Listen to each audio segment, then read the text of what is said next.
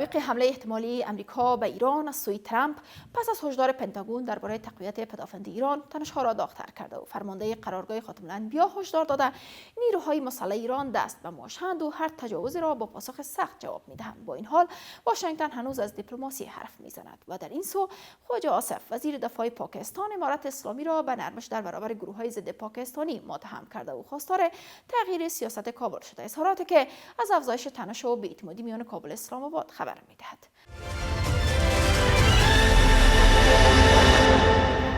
سلام، به نبض خبر از آفاق خوش آمدید. برای بحث بیشتر روی این موارد با آقای سید بلال فاطمی آگاه روابط بین الملل از طریق نت وصل هستیم.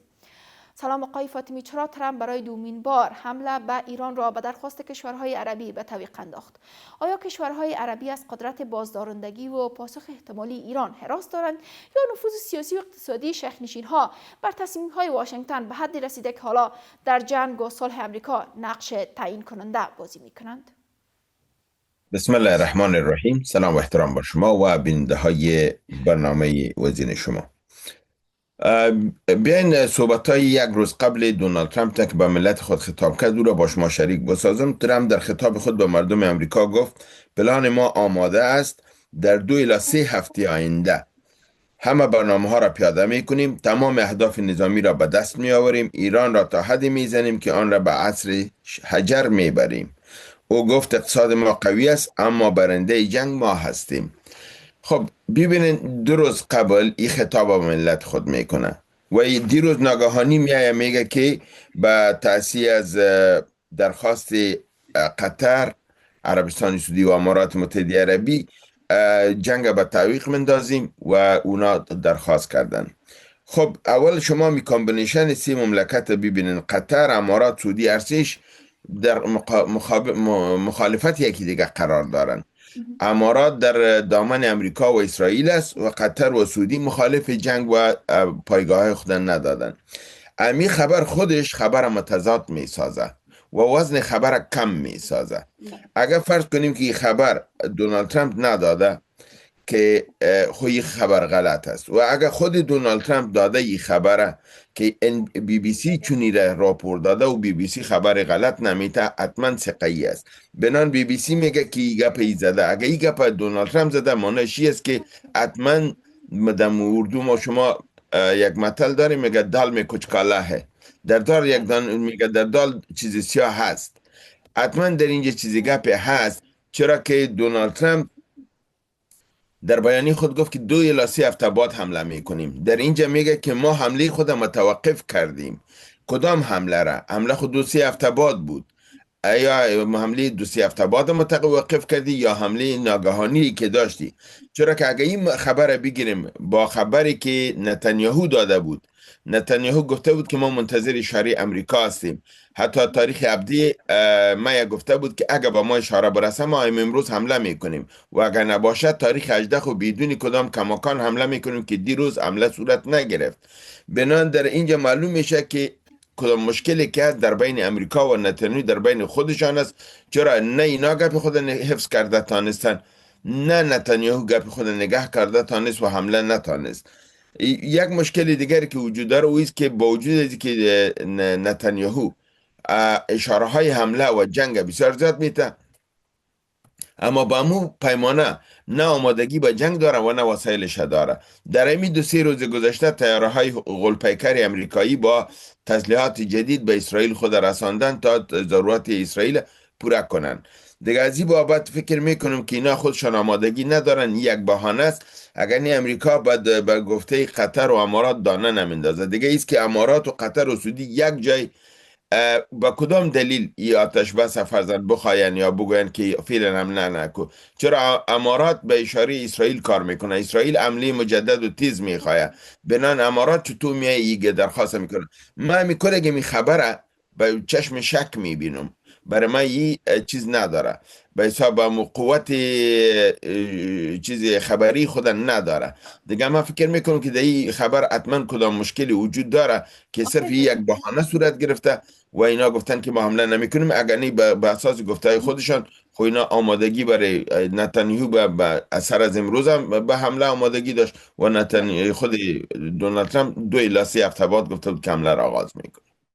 وقتی پنتاگون از تقویت پدافند ایران هشدار می‌دهد و همزمان ترامپ از توافق نزدیک حرف می‌زند، پشت پرده این عقب نشینی چیست؟ دیپلماسی واقعی برای جلوگیری از جنگ است یا یک بازی پیچیده برای فشار بیشتر بر تهران و گرفتن امتیاز سیاسی و امنیتی؟ ببین، اول خویی است که دیروز یک کار دیگه هم صورت گرفت که پنتاگون پلان جنگی خود بالای میز دونالد ترامپ گذاشت و در او تمام پلان و او پلانشان هم پلان سابقه است که تکرار شده اما کامیاب نشده. گفتن که از حمله قوی کار میگیریم، طور ایران هم میزنیم که حرکت نشان نده و فلج شود، جزایر خارق و اینا را پایین میکنیم، کماندو به خاک ایران میدراین، رهبرا را میکشن و نظام تغییر میخوره.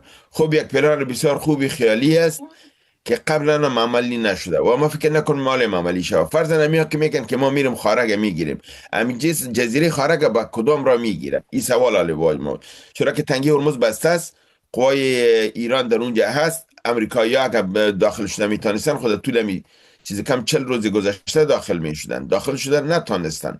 بنابراین ما فکر میکنم که کل گزی صحبت ها از خیال بافی چیزی بیشتری نیست و این تا پلان خود عملی کنند. در مورد شرایط برای مذاکرات، امی که میگن که حمله نمی کنیم و شرایط شما دیدید که 5 شرط امریکا دیروز پیش کرده بود. او 5 شرطی بود که ایران صرف یک پایگاه اتمی خود نگاه کرده میتونه، دیگرها را باید از بین ببره، از همون نتنز و فردو و اصفهان و ارک و تهران و بوشهر و از همین جمله صرف یک دانش میگه نگاه کنه. 400 کیلوگرم یورانیوم برای ما مسپاره، ما غرامات جنگی نمیتیم، 25% پولی که منجمد شده بود رها میکردیم او را رها نمیکنیم. جنگ بندی آن وقت صورت میگیرد که نتایج مذاکرات برآید. این شرایط اونا گذاشت. در مقابلش ایران 5 شرط گذاشت که تمام آتش بندی و یا آتش بس در صورت قابل پذیرش است که لبنان، غزه و حوثی ها شاملش باشه. تمام تحریمات بالای ما در 47 سال گذشته شده از بین بره، پول منجمد شده آزاد شود، غرامت پرداخته شود و حق کنترل ایران بالای تنگی هرمز پذیرفته شود. این 5 در مقابل 5 رفت. اما دیروز دیدیم که محسن نقوی وزیر داخلی پاکستان که از 4 روز به این طرف در ایران است و ملاقات های مسلسلی با پزشکیان، با آقای وزیر داخلی ایران، همچنان با وزیر خارجه و دیگه سران چیز مثل باقر قالیباف اینا داشتن و دیروز اعلان کردن که اینا به یک تفاهم جدیدی با ایران رسیده دی 4 روز و ایران حاضر شده تا یک مسودی جدیدی را در مقابل مسودی که قبلا داده بود که نه، من ایران مسودی امریکا را رد کرده بود و امریکا مسودی ایران را رد کرده بود و واضح بود که در این شرایطی بود که دو طرف او را پذیرفته نمیتونستند. بنابراین اینا یک مسودی 14 نکاتی دیگری را جدیداً سپردن که پاکستان میگه ایران ما با امریکا میرسانیم، تا بالی نکات داخلی ازی افشا نشده و با امریکا هنوزی نرسیده. وقتی که با امریکا برسه اونا تصمیم خود خواد گرفتن و ببینیم که ای تا کجا میره. مگم در این حال اگه ببینیم پاکستان تلاش داره که یک راه دیپلماسی را باز کنه، از طرف دیگه مارکو روبیو ناکامی مذاکرات قبلی را در گردن پاکستان مندازه. مارکو روبیو میگه که این پاکستان بود که پروژه آزادی را متوقف کرد. واکنش ایران به تهدیدهای امریکا از جمله هشدار دست بر ماشه واقعا بازدارنده است یا میتواند منطقه را به یک قدم به سمت درگیری‌های مستقیم بکشاند؟ ببین، در این شک نیست ایران اعتماد خود از دست داده بالای جهان غرب، بالخصوص امریکا و اسرائیل. هیچ 1% اعتماد هم نداره.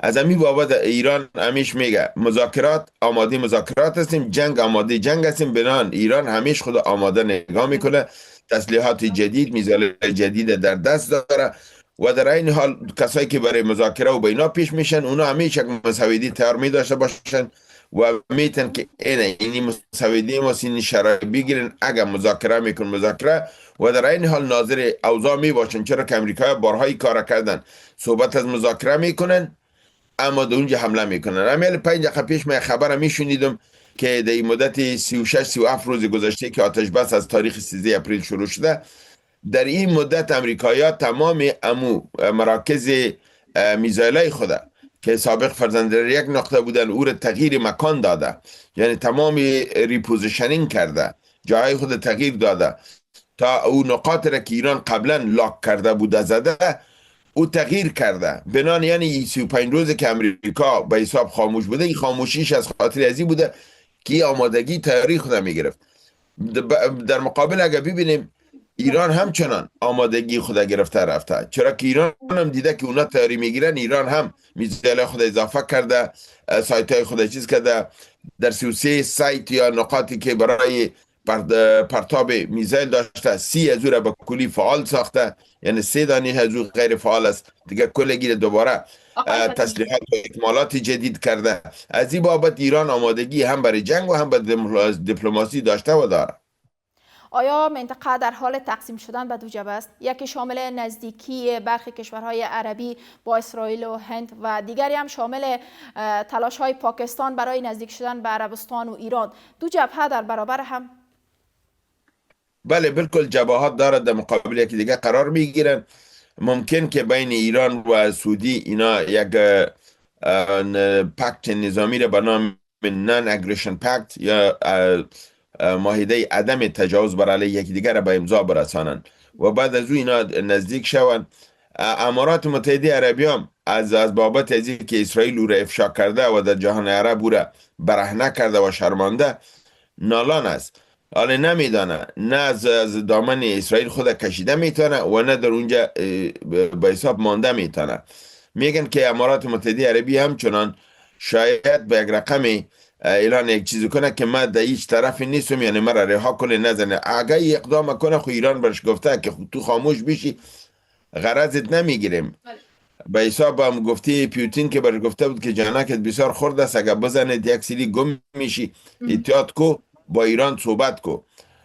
شما یادن که 3 روز قبل پیوتین با محمد بن النهیان صحبت کرده بود و این صحبت ها رو گفته بود که اگه بخوای که از این منجلا برایی، من امرایت همکاری میکنم، سالیسی میکنم و تو را از این مشکل میکشم. بنان کویت اگه متوجه شده باشین در جنگ پروژه آزادی اشتراک نکرد، با وجود ازی که در قطار کشورهای امریکا و اسرائیل بود، اما دو اشتراک نکرد، چرا که فهمید اشتراک به ضرر ماست. بنان آیسته آیسته یک شفت در بین کشورهای عربی میایه. فکر کنم که اگر یک حمله دیگه صورت بگیره که کلگی منتظر از او هستن که اسرائیل میگه که یک حمله دیگه میکنیم و ایران ختم میشه، امید تست خدا مینا کنن که یک بار اگه این ناکامی را عربا دیدن، بعد از اون مجبور میشن که طرف خود معلوم کنن و دی جنگ ابهام و توهم دیگه با پیش نرن. آقای فاطمی، بریم به سوی موضوع افغانستان و پاکستان. چرا خواجه آصف امارت اسلامی را به حمایت از گروه های ضد پاکستانی و نزدیکی به هند متهم میکند؟ این کشور واقعا به دنبال چی است؟ خب این خب بر شما معلوم است که جز از این بهانه دیگری ندارن و به تکراری کار کردن. همیشه وقتی که مشکلات در خود پاکستان به اینا روبروی میشن، اینا روی میآورن به اتهام بالای افغانستان و از خاطر تغییر اذهان مردم بالای افغانستان حمله میکنن.